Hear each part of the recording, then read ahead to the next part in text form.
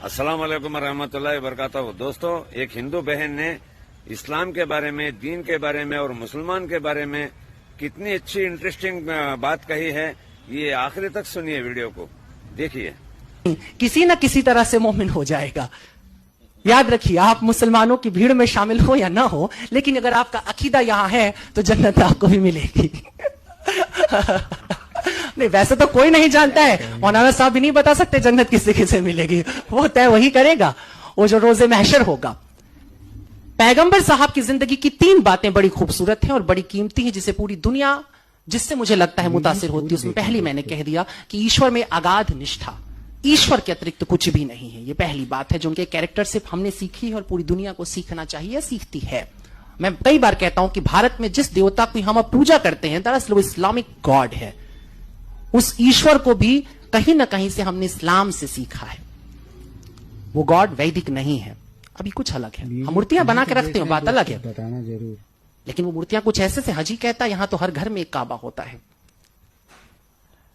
हम उसी तरह से अब दुनिया को देख रहे हैं। हमारे पास एक ईश्वर है जो सजा भी देगा और हमें जजा भी देगा। हमको उससे फैज भी मिलना है, सब होना है। तो एक चीज है ईश्वर के प्रति 100% आस्था, और दूसरी बात जो उनसे सीखने जैसी है, मुझे लगता है कि अरब की उस जिस जगह की अभी आप चर्चा करें, बहुत अच्छी बात थी कि आपने सबसे पहले औरतों की दुर्दशा पे बात की थी। मैंने इस बात को कई बार कहा है कि यूं तो मेरा शादी ब्याह से सख्त विरोध है, मुझे लगता है ये दुनिया की सबसे ही बकवास परंपरा है, इसे खत्म हो जाना चाहिए। लेकिन फिर भी अगर कभी मेरा दिमाग फिर जाए, क्या बात है, और मुझे सचमुच शादी ब्याह करने की नौबत आ जाए, तो मैं हमेशा निकाह चुनूंगा, क्योंकि बड़ा खूबसूरत है।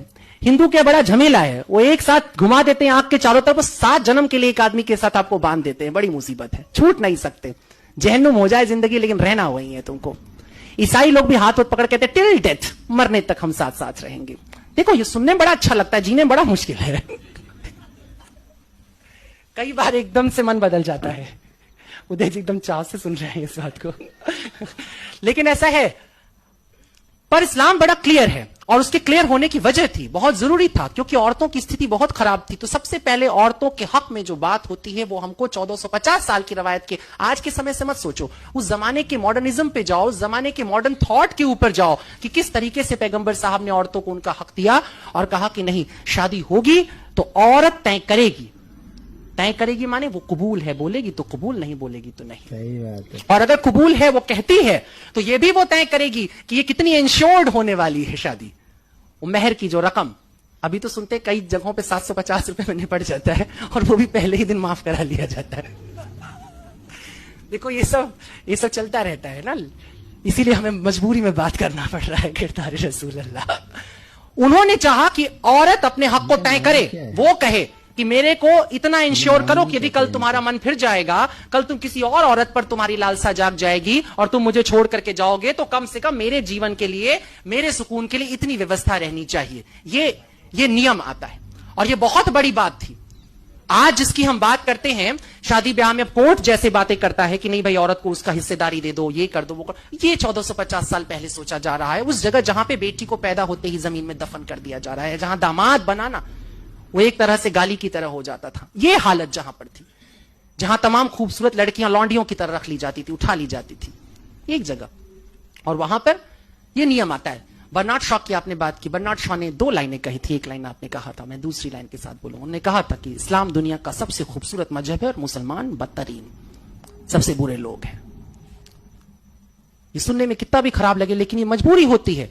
स्टेटस के साथ तुम्हें काउंट किया जाता है। तुम दावा करते हो कि तुम्हारे पास बेहतरीन सबसे बड़ा ज्ञान है, दुनिया का सबसे बड़ा ज्ञान तुम्हारे पास है, और अगर तुम उसके बाद जरा भी ओछी हरकत करते हो तो तुम सबसे पहले काउंट किए जाओगे, क्योंकि तुमने कलमा पढ़ा है, तुमने कहा है कि मैं नहीं मानूंगा किसी और को सिवाय अल्लाह के, मैं झुका रहूंगा उसकी बारगाह में, और जो झुका है अल्लाह की बारगाह में, उसके सामने जो सिजदे में पड़ा हुआ है, क्या तुम्हें लगता है कि वो इंसान कोई गुनाह करने निकलेगा, किसी का कत्ल करेगा, किसी को परेशान करेगा?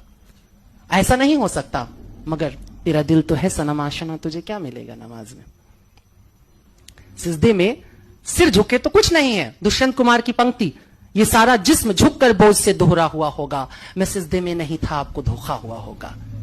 ارمانوں کے بوجھ، خوابوں کے بوجھ، تمناؤں کے بوجھ، لالچ کے بوجھ ہماری ریڑھ پر گرتے ہیں اور ہم جھک جاتے ہیں اور ہم کہتے ہیں ہم سجدے میں چلے گئے تھے. خلیل جبران کی ایک بڑی خوبصورت لائن ہے اور وہ کہتا ہے کہ نہ معلوم کیا حیرت انگیز بات ہے کہ قدرت میں وہ سب جن کی ریڑھ نہیں ہوتی ان کی کھول بڑی موٹی ہوتی ہے. اسلام نے کہا کہ کھول پتلی سی ہو، ریڑھ مضبوط ہو، سجدے میں جانا ہار